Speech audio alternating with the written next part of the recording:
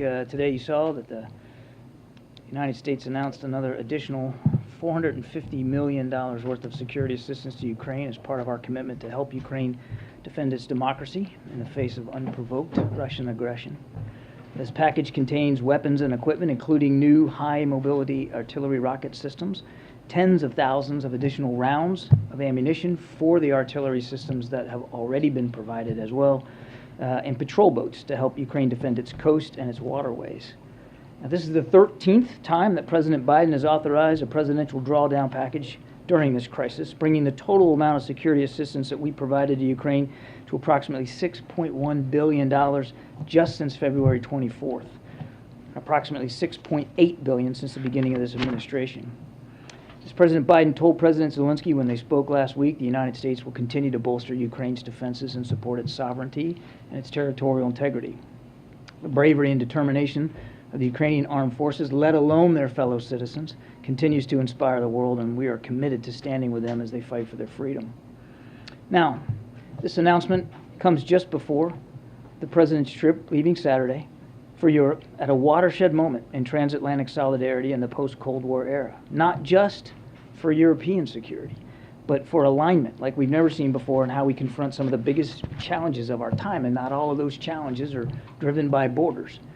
Throughout the G7 summit in Germany and NATO summit in Spain, you're going to see clearly how the President's day one focus on revitalizing alliances and partnerships has allowed us to seize this moment to benefit the American people, support Ukraine, and hold Russia accountable, all while staying focused on the other challenges that define coming decades, and that includes the challenges posed by China. The President will be conducting in-person, face-to-face diplomacy with a diverse range of leaders in international organizations throughout this trip. He knows better than most that there's no substitute for that kind of personal engagement. You don't surge trust, you got to build it.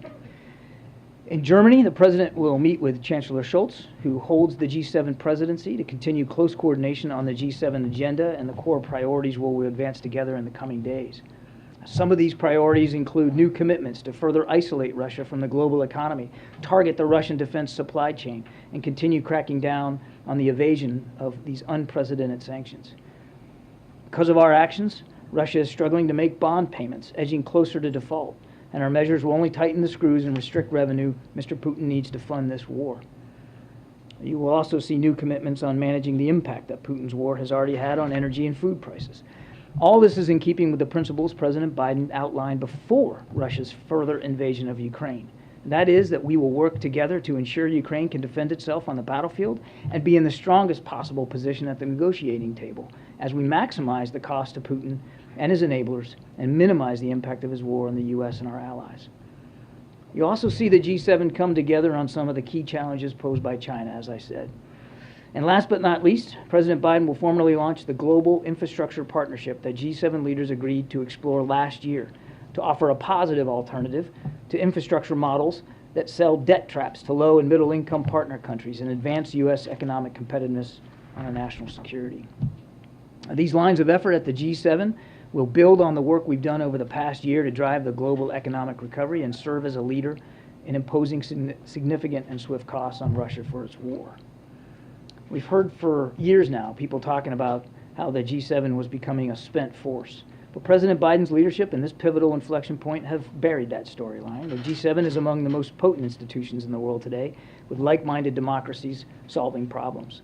Now, after the G7, the President will meet with President Sanchez and the King and Queen in Spain. Spain, as you know, is hosting the NATO summit. At the NATO summit, leaders will announce new force posture commitments to strengthen NATO's defense and deterrent posture. The U.S. will announce steps to strengthen European security alongside expected major new contributions from allies. And for the first time, the summit will include Indo-Pacific leaders from Australia, Japan, New Zealand, and the Republic of Korea, making clear that whether it's in Europe or the Indo-Pacific region, the United States and our allies and partners will defend the principles of sovereignty and territorial integrity. Now, finally, the trip will also serve as a clear contrast to some early predictions that never really played out. Instead of a shaken West, for instance, we are more resolved than ever to support Ukraine and are leading that effort head-on at both the G7 and the NATO summit.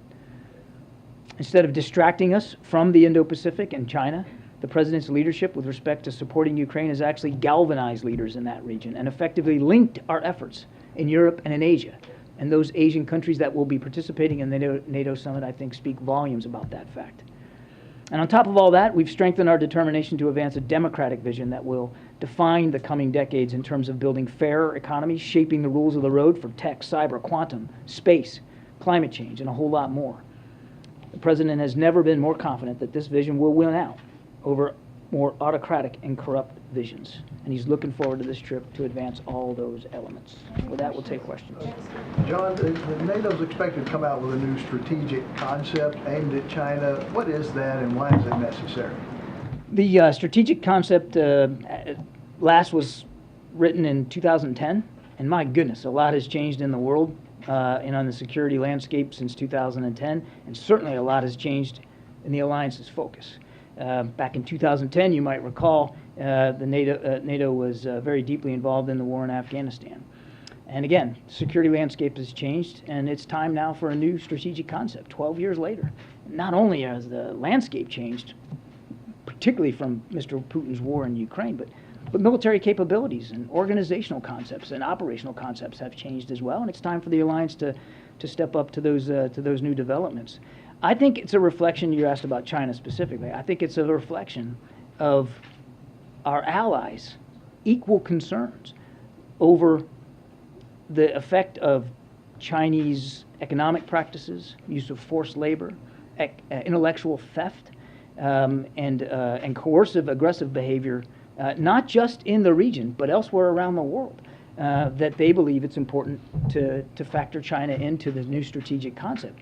It builds on, you might remember less than a year ago, the defense ministers for the first time in NATO put mention of China in the communique. So it's building on what has been months and months of discussions and deliberations with the allies about the threat that China poses to international security well beyond just the Indo-Pacific region. Hey John, thanks for doing this. The durability of the coalition or alliance that has been put into place to respond to the invasion, what's the level of concern right now about how that can be sustained? And you mentioned food and energy prices. Are there things that the President or the U.S. will specifically put on the table to try and ease some of the issues that have been rattling elements of that? To your second question, the answer is yes. I don't want to get ahead of specific deliverables right now, Phil, but I think it's fair to say that that there will be announcements forthcoming about how to impose further costs and consequences on Russia. But again, I don't want to get ahead of that. On your first question, I mean, my goodness, he's going into a NATO summit where the alliance has truly never been more unified, and now there's active discussions about adding to that list of nations another two countries willing to seek a session in NATO. It's just truly never been more relevant or viable. And the same goes for the G7.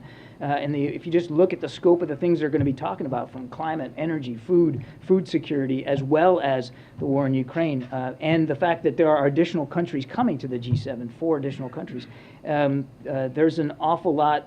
There's an awful lot of unity to see here.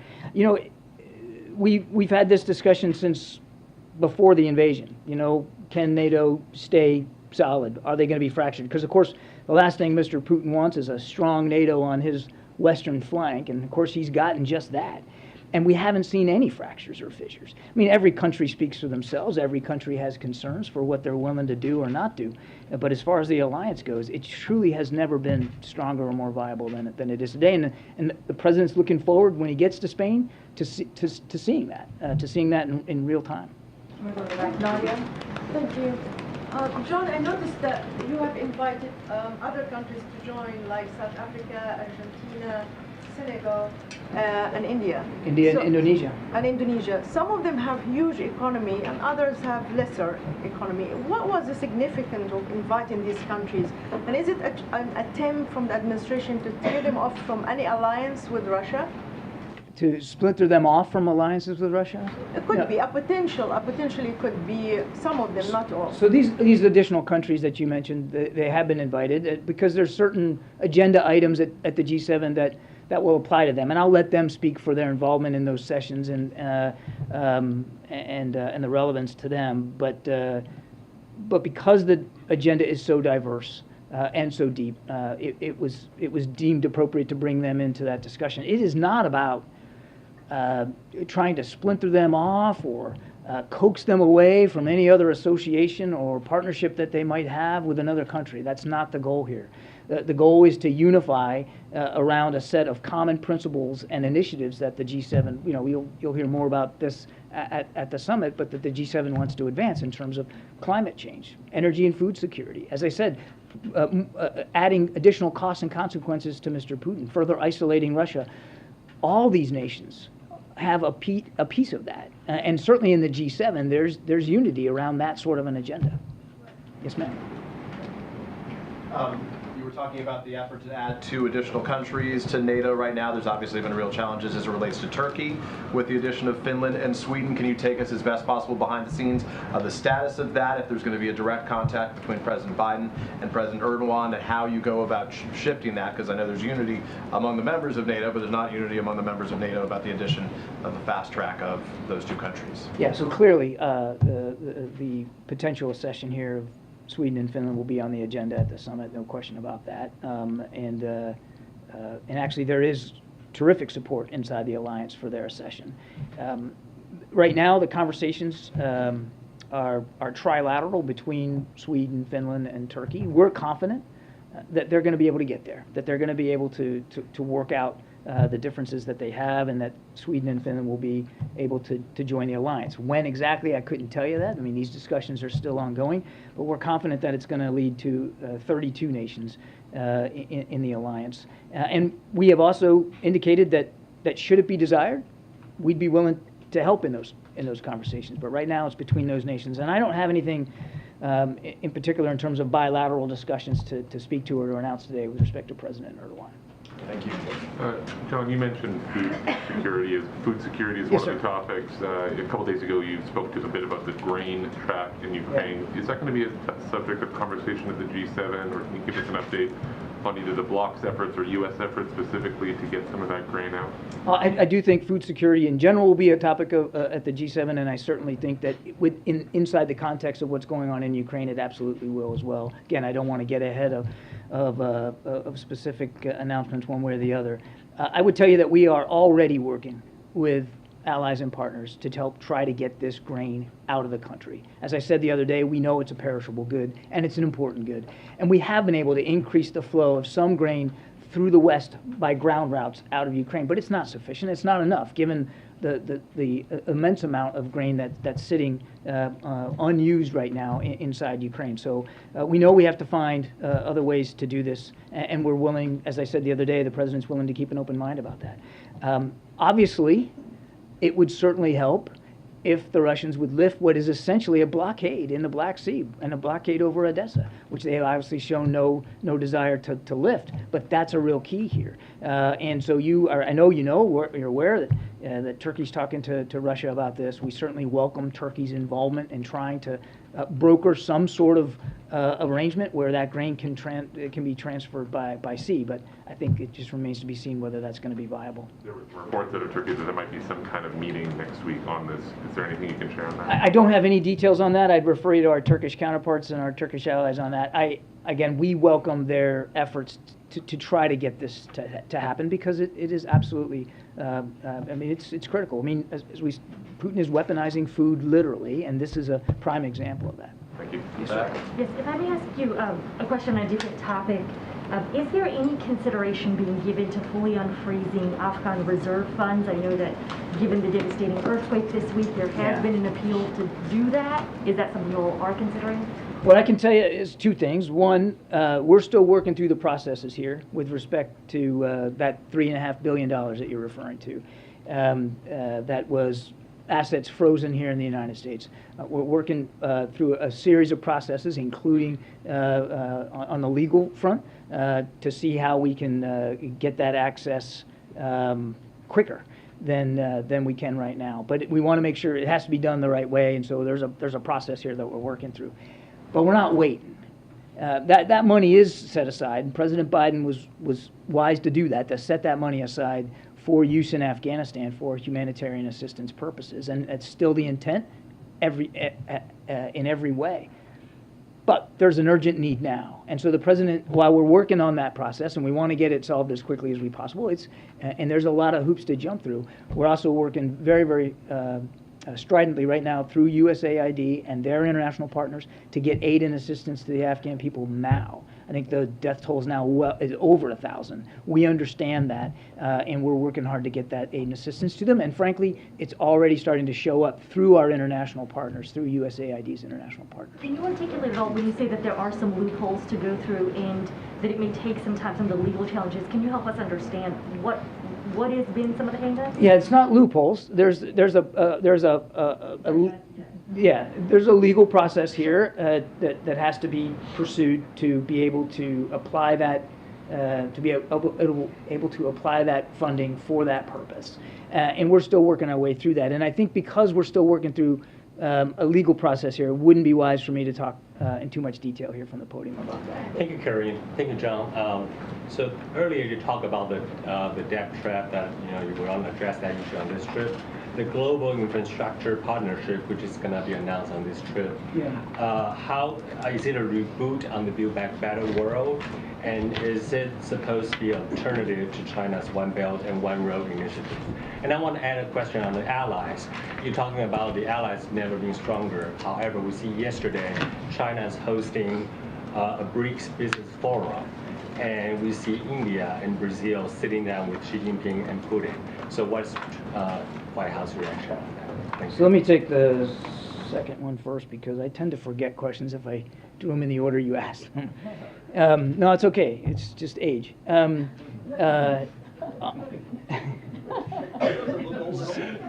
Sad but true. Thanks. So on the BRICS, we'll let those countries speak for themselves, and for the meetings they're having and the discussions and whatever outcomes there might be from that, they can speak for themselves. What I think is important for us to speak to today is this weekend, is G7 and the NATO summit, and the multilateral efforts that President Biden is applying to revitalizing these alliances and partnerships, and really putting forth ideas, concrete initiatives that are gonna help our national security, help economic security, help food security. And so that's what we're focused on. Those countries can speak for themselves, and it's obviously not the first time that they have gotten together, but I'll let them speak for their agenda. Well, I can only talk about ours, and I just laid that out in the opening statement. On the global infrastructure partnership, I think this was something that the president unveiled at the G7 summit last year. And so this year, what you're going to see is him and his G7 partners really actualizing this. I don't want to get ahead here of announcements, but you'll see the G7 really putting some energy and some resources behind this going forward. And it is about, as I put in my opening statement, it is about alternatives to other models out there that are highly transactional and actually work to the disadvantage of lower and middle income countries. We think there's better ways of doing business, there's better ways of fostering economic development and infrastructure than some of the models out there, and we believe that this is one of them, and we're excited to get it started. Oh, okay. Thank you. I had a question about NATO and Sahel, because you mentioned Russia, China, but I understand Spain and also France push for the summit to also address threats originating on the southern front, like jihadism and non-military threats linked to climate change, food insecurity, migration, etc. So will this be part of the discussions as well? Look, in general, the security situation on the southern flank of NATO is almost always on the agenda, and we recognize the challenges and the threats that continue to affect security of our NATO allies on that southern flank. There's a lot of focus right now on the eastern flank, as it should be, but there remains a continued effort to make sure we're also paying attention to the southern flank. So I think in general it will come up. I won't get into details about the Sahel specifically, and that's really a better question left to those countries in the alliance to speak to. But just in general speaking, security along the southern flank remains key. John, how much longer does the White House believe the war in Ukraine will last? How much longer would you say that does the White House believe the war in Ukraine will last? Weeks, months, or years? I don't think anybody can know for sure, sir. We said when Mr. Putin decided that he was going to focus on the Donbass region, which is a more confined geographic space, that it could be a prolonged fight. And that was, what, a couple months ago. And we're starting to see that now play out. This is an area of Ukraine that both armies know well. They've been fighting over it since 2014, and it's largely a gunfight. It's largely about artillery. And what you're seeing now is movement in almost block by block, street by street. I mean, much smaller movement of smaller size units and smaller progress. The Russian progress has been incremental at best, and they have been thwarted at almost every turn. The Ukrainians continue to fight hard for this. So I think if anybody told you they could predict how long this was going to go, they'd be fooling you. Let me follow up on that. The longer it drags on, does that increase the risk U.S. soldiers could be pulled into a hot war with Russia? The longer everything goes by? The president has been crystal clear that there's not going to be U.S. troops fighting in Ukraine. What we are going to do is continue to help Ukraine defend itself, and that's why we just announced yet another package, $450 million today, to help that be the case. What about Russia condemning Israel? Russia has been threatening Israel for helping Ukraine, and also for Israel bombing the Damascus, Syria airport. Any response to Israel that's being threatened by Russia?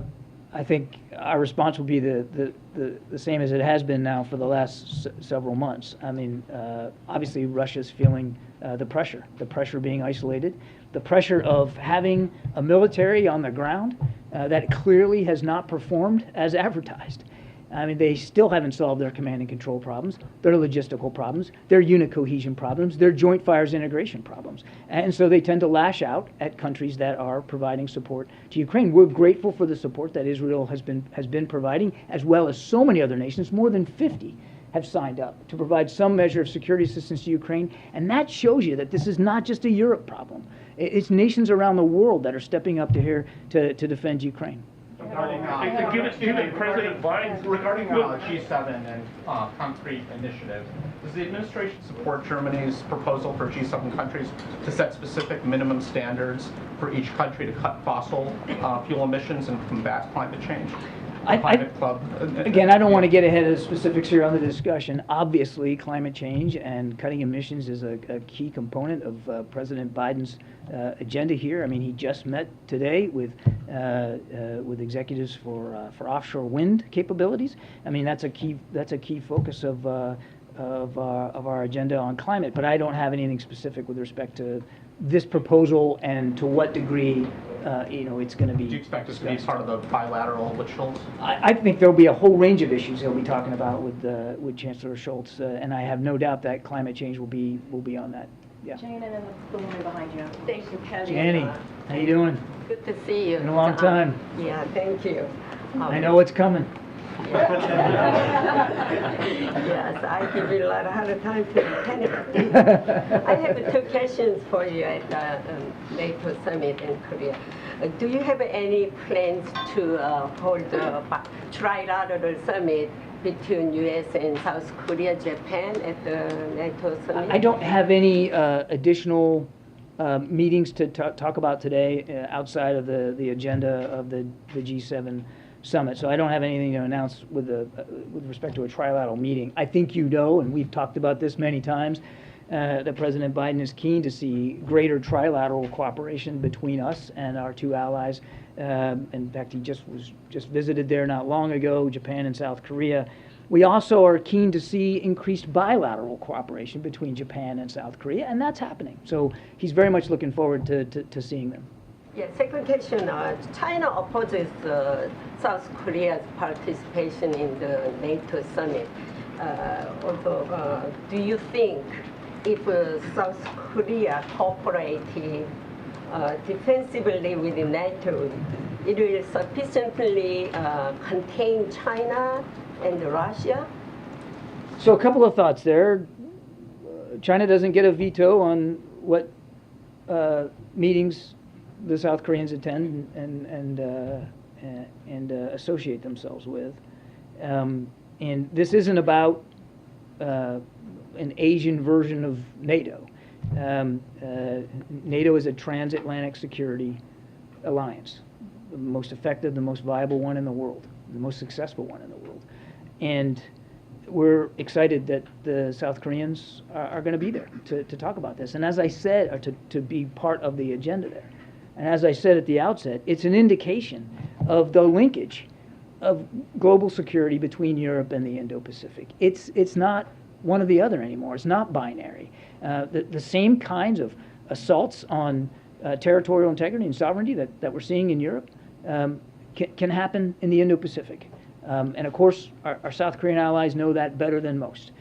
So we think it's significant that they're going to be there. We're excited to have them there. But this isn't about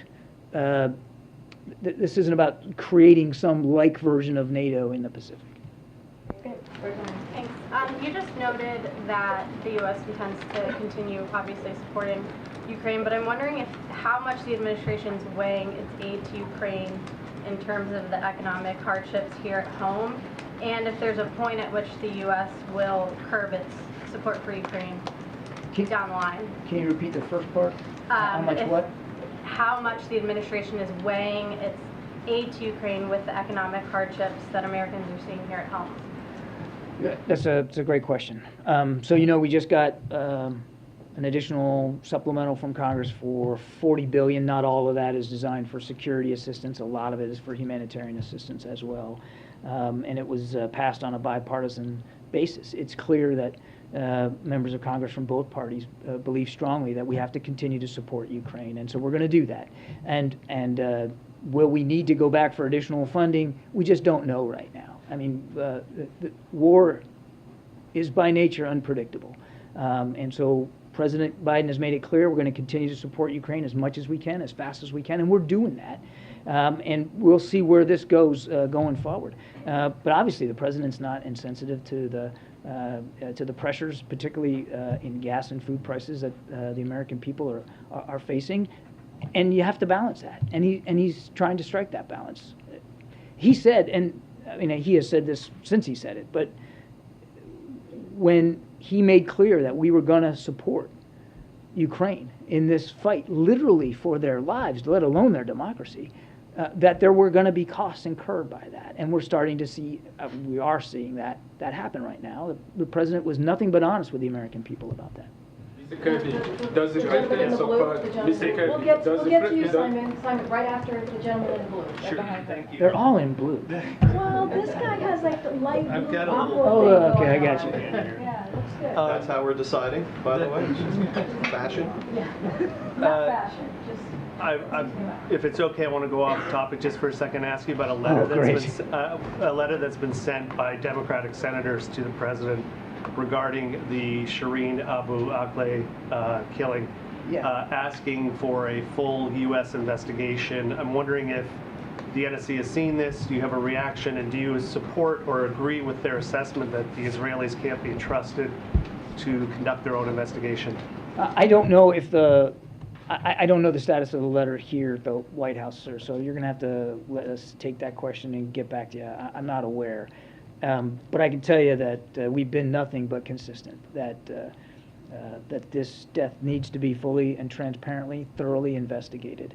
And that's our expectation. We've made that very, very clear to all parties. And we're going to continue to Discussion about an independent U.S. investigation? I know of no discussion about an additional independent U.S. investigation. Simon, go ahead. Okay. The countering malign Russian activities in Africa Act that is being debated or prepared in the Senate to actually compel African nations to choose between Russia and the U.S. Does the president support it?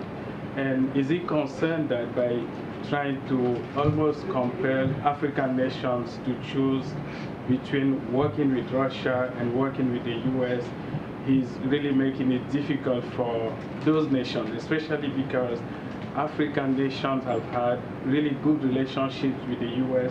and good relationship with Russia at the same time? Look, every nation has to make a sovereign decision for itself about who it's going to associate with.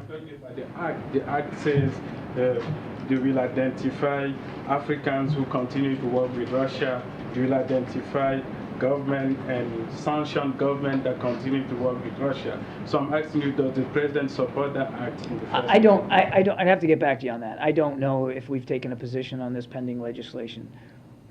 We understand that there are a range of security challenges in Africa, and those challenges aren't getting any easier or any better by the involvement of nations like China and Russia on the continent. Now, every nation there has to make their own decisions about who they're going to associate with. But one of the things that, back to the G7, that this partnership for infrastructure, the global partnership for infrastructure that the president's looking forward to actualizing, will do is help economic development and infrastructure in places like the continent that empower these nations to improve their own situations and that of their citizens. Okay, last question. Thank you. Since we've been here, there's been some reporting that the Senate Intelligence Committee yesterday, when they were marking up the intelligence authorization, included a provision from Senator Wyden seeking to end the practice of denying security clearances based on past marijuana cannabis use. I don't know if the administration has seen that yet, or if you have there's a position on that. You're going to have to let me take that question, sir. I don't have any for you on that. James, why don't you go ahead? Thank you very much. I appreciate it. Wanted to ask two questions about Russia, Ukraine. First, I wonder if you could address a disparity that has exhibited itself in the president's conduct and rhetoric over the course of the Russia-Ukraine crisis.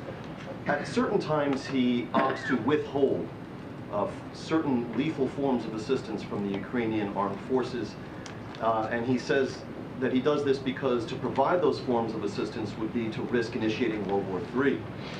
At other times, he opts to provide more lethal forms of assistance and even boasts publicly, as has the Secretary of Defense and others, that it is this very U.S. aid that is helping the brave and skillful Ukrainian armed forces to inflict casualties on the Russians and to destroy their hardware. So my first question is, I wonder if you could address for us the President's decision-making surrounding these steps up what you all have called the escalatory ladder. So a couple of thoughts there. The one escalating here is Mr. Putin, James. He's the one who decided on the 24th of February that he was going to invade a sovereign, independent nation next door. He's the one who flowed in more than 100,000 troops, thousands of tanks, aircraft, has launched literally thousands of missiles into Ukraine. That's the escalation.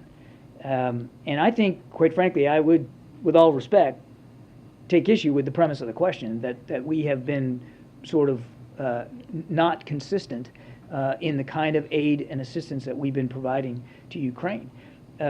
We are working with Ukraine lockstep every day about what their capabilities gaps are, what they need for the fight. And the reason, James, that we do it in parcels like this is so that we can keep it relevant to what's going on the battlefield. And so you remember in the opening weeks, everybody wanted to talk about Stingers and Javelins.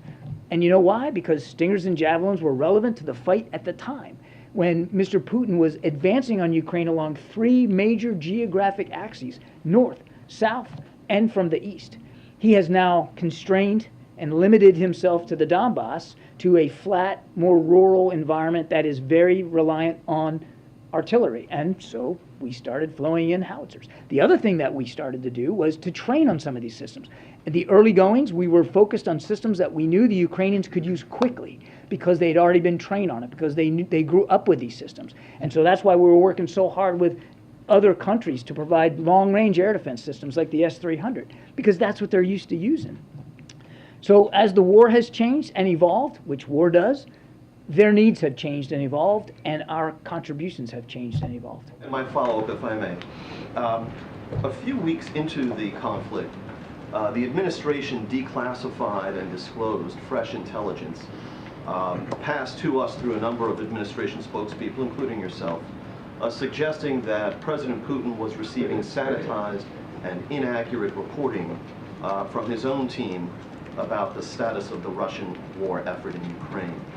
Is that still your assessment, or is it the assessment of the United States that somewhere along the line, and if you could tell us when, that would be helpful, President Putin rectified this problem, and do you believe that he has for some time now been receiving accurate reporting from his own team about the status of the war? We did provide some context about that intelligence reporting, which was relevant and true at the time.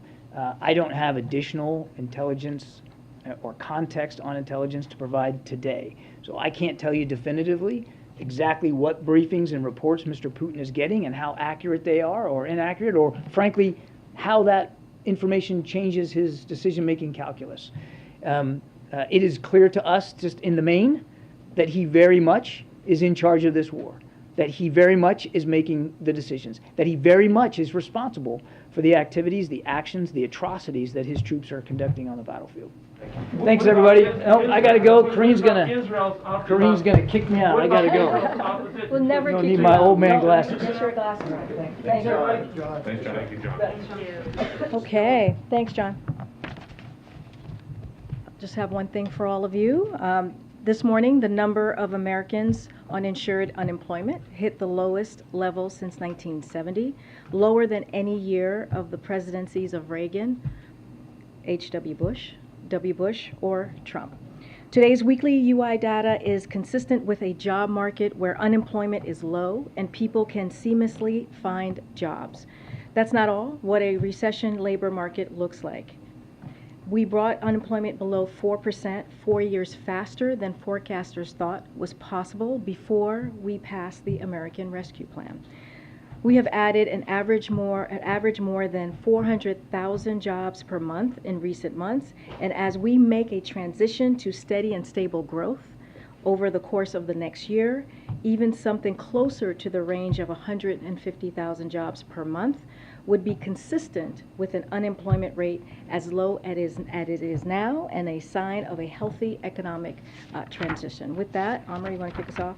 Yes, thank you. On the Supreme Court decision today on New York's concealed carry law, is the administration concerned that, and this comes on the cusp of major legislation here in Washington, but I was wondering, is the administration concerned that for whatever efforts you might make on gun legislation, we're now in an era of conservative high court that's been probably conservative leaning for a while, that is oriented toward gun owner rights.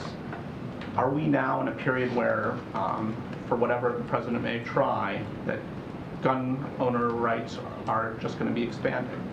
Well, let me just say that we are disappointed by the Supreme Court's ruling today. The Second Amendment, as you've heard the president say, is not obsolete and permits common sense gun regulation. Justice Department defended New York's concealed carry law, which had been in place since 1911 and imposed only a modest burden on most gun owners. The law applied only to handguns and public places and contained an exception for people who could establish an actual articulable need for self-defense. Despite the setbacks, the president earlier urged states to continue to enact and enforce common sense laws to make their citizens and communities safer for gun violence. As it relates to what's happening in Congress right now, we think that's separate and apart. Clearly, that is a bipartisan effort. The president is encouraged by what he is seeing. The culture vote happened today, so it's moving along in the right direction. Look, when the president went to Uvalde, when he went to Buffalo with the First Lady, those are trips that he does not want to do again.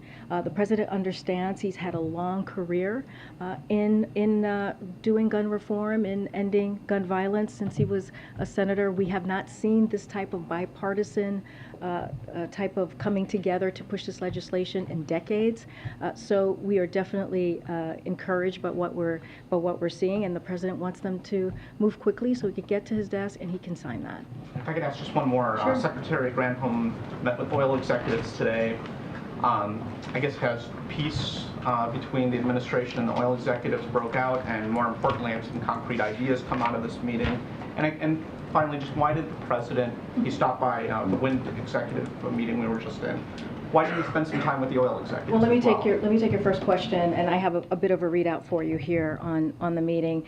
So at President Biden's direction, Energy Secretary Granholm, who was in front of you all yesterday, met with the CEOs and executives of the 7 major U.S. oil companies this morning at the Department of Energy headquarters in Washington, D.C. The meeting was a productive dialogue focused on creating an opportunity for industry to work with government to help deliver needed relief to American consumers.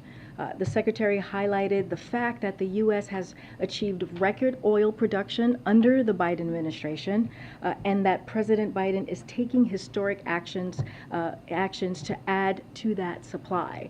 So the Secretary made clear that the administration believes it's imperative that companies increase supply of gas, and she reiterated that the President is prepared to act quickly and decisively using the tools available to him as appropriate on sensible recommendations as well. So this is an ongoing dialogue. I think you've heard, some of you may have heard from the oil companies themselves saying it was productive. And so what Secretary Granholm has called on is for her team to continue having conversations with the oil companies. As it relates to your second question, look, the President, it was a stop by. This is something that he does very often. It was there were governors in that meeting who were virtual and in person. So we see this as a part of his schedule where there was actually a meeting here at the White House. Just to follow on that, you've described this as a productive dialogue. They're going to continue to have ongoing conversations, but should we take that to mean that there were no sort of concrete steps taken? I mean, yesterday you said that the hope was that some solutions would come of this. Were they able to identify and agree on any solutions? Yeah, I think what I was saying and Secretary Granholm was conveying as well, this is a first step. With a continued dialogue. Clearly, we want to come to solutions, and I think there's going to be multiple other steps to get there. Look, the President asked Secretary Granholm to do this so that ideas can come forward and hopefully we can get to a solution. We want oil company to get to a higher capacity. That's what we're asking for, so that we can bring down gas prices, as you know, as we have been saying. So they're going to continue to have dialogue, and hopefully we get to a point where there is a solution and we can figure this out together. And on the Supreme Court, as we await a decision on Roe, you've said that the administration is, looking into options for executive action. I understand you're not ready to detail what those might be, but does the administration have executive actions that are ready to go that we could expect to see if and when a decision is announced? So I appreciate the question, and it's an important question because this decision that we are all anticipating coming forth is going to change so many people's lives, take away women's rights. So we understand the question. We are just still trying to go through and having that discussion to see what our options are before we move forward. We don't want to get ahead of the President, clearly, but if, and I've said this before, if indeed there is the Supreme Court in the Dobbs decision overturns Roe, we will ask Congress to restore Roe. And just to be clear, will the President accept this decision as legitimate, even if he disagrees with it? It's going to come from the Supreme Court, so it's going to be a decision that we certainly are going to respond to. So I'll leave it at that. I mean, it's just like any other Supreme Court decision, just like the one that they did today on guns. So as we know, the draft was leaked, so we can't really, we don't want to speak to that too much until there's an actual decision, which we know is supposed to be coming. So we're all, just like you, waiting to see when that happens. But in the meantime, we're doing our due diligence to be prepared. I just don't have anything for you at this time. Thanks. Back to the gas tax, since I see you have a graphic up there on the screen. My gosh, I have a graphic. Was the President surprised or disappointed by the lukewarm reaction that his gas tax holiday proposal got on Capitol Hill? So I just want to step back for a second because this is very important. So the President wanted to be sure and wanted to find a way to simply and find a straightforward way to give consumers relief at the gas pump. the next 3 months. This is a 3 months, 90-day suspension on the gas tax, a gas tax holiday, as we all know it's called. And it's an important time during when people are driving a lot around the country, visiting their families, going on vacation. And so, it is important to give people a little bit of relief. If you think about it, on the federal level, that's 18 cents. He also called on states. We've seen some states, this is one of the states here, Maryland, do the same, and the average amount in states is about 30 cents. So already you're at 48 cents right there, almost 50 cents. That matters for people. That matters for people like teachers, like healthcare aides, like construction workers, like plumbers, who spend a lot of time driving from one place to another as part of their jobs. That's going to make a difference. And if the oil refineries do their part, we're looking at $1 being taken off per gallon. So that matters, and we know it works. We know the policy works. I mentioned Maryland up here. Connecticut has done the same. Georgia has done the same, suspended their gas tax, and most of their tax relief was passed to consumers. And as you see from this chart here, you see here's where it was when it was enacted, and then it dropped. And then when it ends, it went back up. So it did make a difference. So President is calling on other states to take similar measures, and for Congress to suspend the national gas tax on oil companies to pass that relief on to consumers. But Maryland's now actually getting ready to increase its gas tax next month, I guess, to make up for some of the revenue that it lost when it imposed this gas tax holiday. And given the level of ambivalence or opposition on Capitol Hill, how hard is the president willing to fight to try to convince Congress to change its mind? This is important to the president, which is why he asked Congress to take this on. This is the way that we see it is a simple, fast way to give American families, the American public, a little relief for 90 days. As you know, there are plenty of legislation that's on the Hill right now that talks about cutting taxes. This is one of them. This is something that's simple, that's easy, that's 90 days during a critical period for the American public. He's going to keep fighting for He's going to keep fighting for it. We think it's a simple thing to do, and he's going to keep fighting for it. Supreme Court follow-up? Sure, I wanted to go a little bit deeper on the trip or the ramifications of it. The president heads overseas at sort of a thorny time for his domestic agenda. The gas tax holiday, there could be the first movement on gun reform in a generation. We're all waiting the Supreme Court decision. Is there any concern about his ability to shepherd his domestic agenda from 4,000 miles away? Is there anything different being done, given how many balls are in the air at the same time? Look, we believe that a president could do his job any place, anywhere, at any time. So that is not a concern for us. Clearly, yes, to your point, Cleve, there is a lot going on in the world. But that is what is expected of a president. There are always multiple issues, sometimes multiple crises that a president has to deal with, but it doesn't stop them from doing the work that they need to do. What he's doing abroad, as you heard from my colleague, is critical, is important. That leader-to-leader engagement, talking to our NATO allies, being there at the G7, especially what's going on with Russia's war, for the president to be there and to continue to be a leader in bringing those countries together and talk about real issues that matter to all sides is also an important important agenda for the president to continue to move forward. And to the second question, is there anything special or different being done about this trip as opposed to other foreign trips? I mean, given how many things are, No, not at all. We're moving forward like we do with any Oconus trip that we have had. I think this is, I've lost track, maybe the 4th or 5th trip, as you guys are probably keeping track better than I am, that the president has done. And during a time, I mean, this past year and a half has not been an easy year. The president walked in having to turn back on the economy, if you will. He walked in having to deal with a COVID crisis, a pandemic, once in a generation pandemic. So he has had to deal with multiple things on his plate. So this is just part of another trip that he's gone on. Go ahead, Pete. Thank you, Karine.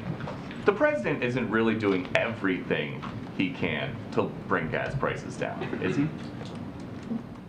I feel like there's is there something else to the question? Oh, there's a lot to the question. Oh, okay. Well, for example, yeah. as you mentioned earlier, he's meeting today with people installing offshore wind equipment, but not oil and gas CEOs who are rarely ever in town, but they are today. So how did that help lower gas prices? Well, the president has done a, so let me step back for a second. But No, with offshore wind you're folks asking and me. not with gas, You're asking oil me and the gas question. CEOs, how does that lower gas Peter, prices? You said Peter, he's done everything in his power. They were a mile away. Peter, you're asking me a question. May I answer? Yes, please. Okay, here we go. I just want to take us back a second on how we got here, right?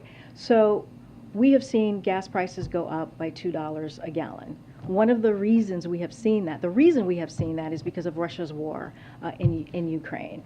And once that happened, once we saw what that impact was going to be, the president took action. He took action. He made a historic choice to tap the Strategic Petroleum Reserve, 1 million barrels a day, and that was for 6 months. And that helped blunt the impact of what we're seeing right now with prices going up. So that matters. The ethanol 15 the action that the president took, that matters because it's going to bring down gas prices in gas stations, over 1,000 gas stations across the country, including the Midwest.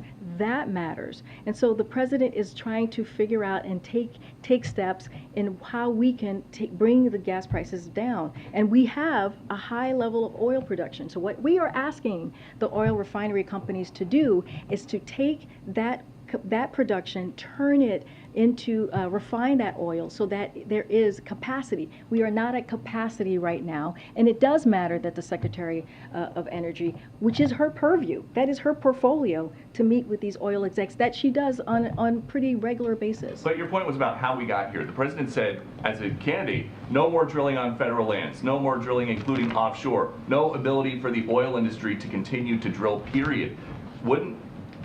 Aren't some of those things that would bring the price of gas down now? Let me tell you how we got here, since you just said how we got here. Due to a decreased demand of the start of the pandemic, U.S. oil companies reduced production and refinery capacity, which is what I was just saying, Peter. Refiners, for instance, cut their capacity by more than 800,000 barrels per day in the year before the president took office. Oil production is now back to near pre-pandemic levels. In fact, we produce more oil in the first year of the president's administration than in the first 2 years of the previous administration. And we are on track to set a new record for oil production next year this time. But oil refiners have still not brought refinery capacity back online. At the same time, as I was just stating to you about Putin's war, Putin's invasion of Ukraine disrupted the global oil supply, and gas prices have gone up nearly to $2 since the beginning of the year before the invasion. President Biden has taken historic actions again to alleviate the pressure and to blunt what the impacts that we have seen because of Putin's war, and that matters, and that's what the president has been focused on. Okay, and the president yesterday was talking about this transition to greener energy someday. A lot of people can't afford a $60,000 electric car, and they also are having a hard time affording gas right now. That sounds like a painful transition. So how much of that kind of pain is the president okay with? No, that transition, we are in a transition to clean energy. That is something that that is important. It is going to create jobs. When you think about electric vehicles, it is going to give families some tax credits. It's going to be really important to have. Who can afford an electric car? The average price is $61,000. Well, we're going to continue to move forward with what we have put forward, the bipartisan infrastructure. $5 gallon gas or a $61,000 that is electric not, car? First of all, that's apples and oranges. It's not the same. What we're trying to do right now is to deal with an acute problem right now, which is why the president, again, asked for a 90-day suspension of the gas tax holiday. It is going to make a difference. Peter, we're talking about 18 cents on the federal level. We're talking about an average of 30 cents on the state level. And if the oil refinery does their job, if they do what we are asking them to do, which is put their profits back in so that gas prices can go down, that's almost $1 per gallon. That matters. that matters. That matters to teachers, that matters to home health care aides, that matters to construction workers, that matters to plumbers, that matters to lifeguards. Those are the people that, and many others, who are going to feel this in a way that will give them relief at the pump. All right, we're done. Supreme Court follow-up. On the Granholm meeting, the refiners wanted to dissuade the White House from any sort of ban on fuel exports. Did Granholm agree to that? I'm sorry, I was distracted. Can you say that one more time, Steve? Ban on fuel exports. The refiners don't want that. Was that discussed at the meeting today? Did Secretary Granholm agree to set it off the table? I can tell you, Steve, that decision has not been made. There's no decision on that at this time. And secondly, on the gas tax holiday, has the president talked to lawmakers today about this to try to get them on his side? So I don't have any meetings to preview for you at this time, but we are going to, our Office of Ledger Affairs is in constant communication with folks on the Hill. So that is going to be an ongoing conversation. And the president, this is something that the president thinks is going to be really important for the American people, to give them that relief, a little bit of breathing room, as you hear the president. I'm going to just take a couple more. On refinery capacity, refineries right now are operating at about 93-94% capacity. When you talk about asking them to increase their capacity, bringing other refineries online is not as simple as flipping a switch. Do you want them to take 93-94% up to 98%? How are you guys thinking through the problem as it exists in terms of what they can do? So there's a difference between the share of existing capacity being utilized and the amount of total capacity available. The overall capacity of the U.S. refining industry fell due to the pandemic, which is what I was going through earlier, and that capacity has not been brought back online even as consumers' demand has returned thanks to the president's recovery plan. So the president is calling again on U.S. refiners to increase capacity and output in the near term and making clear he is committed to using all reasonable tools and authorities as appropriate to help. And so there is a difference there. And so we're asking them to increase that capacity, which we have not seen yet. Bringing us back online, one of the issues has been, willing to invest or on the CapEx side. Is the administration looking at anything on the regulatory side they think they can do to help that process along? So I don't have anything here to share on what else we might be looking at. Again, the president is willing to use his executive authorities. We just haven't made a decision. We want to come to a resolution here, or a solution. That's why Secretary Granholm had this meeting today, where they're going to continue to have the discussion. And so that's what we would prefer. And so that's where the direction that we're going. At the same time, making sure that the gas tax holiday, making sure that we're doing other things as well to do our part. Again, the gas tax holiday is a one of the solution, right? It's not the whole thing. We've done a series of things, and the president's going to continue to see what else he can do to give relief to the American people. Go ahead. I'm just going to take a couple more. Does the administration have any response to Intel announcing that it is indefinitely delaying the groundbreaking of its very large semiconductor facility in Ohio? I don't have any more information on that. I heard that reporting. I would have to check in with our team, but I don't have anything to share from the podium today. One of the things that has come up before today's meeting with Secretary Granholm was Jones Act waivers. Is that something that was discussed in the meeting, or do you know if that's still on the table for the president? I don't have more to share from the meeting, from what I just read out. So we don't know whether it was... I just don't have anything from what I just read out. But the president hasn't ruled it out?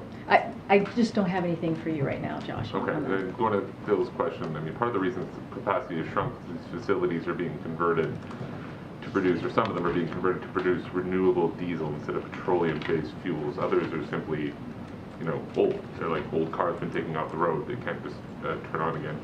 So do you think those conversions should be reversed or halted, or do you think the refiners are overstating the sort of pain that they'd have to go through to turn on some of these plants again? What we believe is that they are not operating at full capacity. That is what we believe, and so just to give you a little bit here, and I said this yesterday, I'm happy to share it again. As of yesterday, I said crude oil prices have dropped by nearly 15% from 2 weeks ago, but prices at the pump have barely budged. The last time the price of crude oil was $110 a barrel, and the price of gas was $4.60 a gallon. Today, it's about 35 cents higher. That difference is a result of companies' record high profit margins for refining oil. Refinery margins have tripled since the beginning of the year. It's just the first 3 months of this year, the biggest oil companies made $35 billion, 4 times what they made in their first quarter of last year. We want them to put their profits back into refining oil so that we can bring prices down. And that is what we're seeing. You know, there are 9,000 approved drilling permits that remained unused. So there are things that could be done that we are just not seeing happen. This is why we're having the conversation. This is why the president wrote the letter. I'm just going to try and get other questions. On the G7, very quickly, one of the things the president has tried to do is boost gas shipments to Europe that aren't coming from Russia. Is there any discussion about that we should expect at the G7, or is that more of a medium-term thing? I just don't have more to add. I don't want to get ahead of what the agenda is going to be on G7. No problem. Thanks, Josh. Go ahead. In terms of ensuring that savings from any sort of gas tax holiday would be passed along to the consumers, Secretary Granholm seemed to say yesterday that the administration, at least at first, would be relying on asking them, like, just dialogue with these companies. Is it the White House's view that that is the only option to actually ensure savings are passed along to the consumer, or is there anything Congress could mandate or any regulatory action you could do to force those companies? I mean, I can't speak to what Congress could do to mandate it. Here's what we know. We know that this has worked. It's worked in Maryland. It's worked in Connecticut. It's worked in Georgia. Maryland and Georgia are Republican governors who have made that decision, and consumers have felt the relief. So it's doable. We have examples of doing that, and so we're going to, like Secretary Granholm said, we're going to talk to the companies and make sure that the families and American people should feel that directly. They should not be holding on to any of the funds, any of that 18 cents on the federal level. At this point, though, is that the only option for the administration?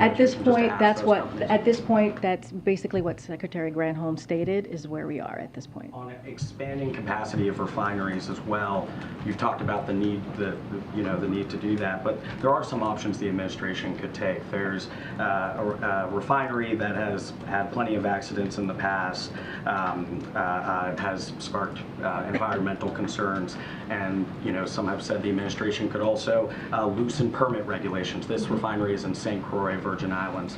It's had environmental concerns in the past. Would the administration consider loosening any permitting regulations for refineries that have had environmental concerns to expand capacity? We don't have anything to share on the 2 points that you just made. All I can say is the president is willing to use his executive authority to do what he can to give relief to the American public.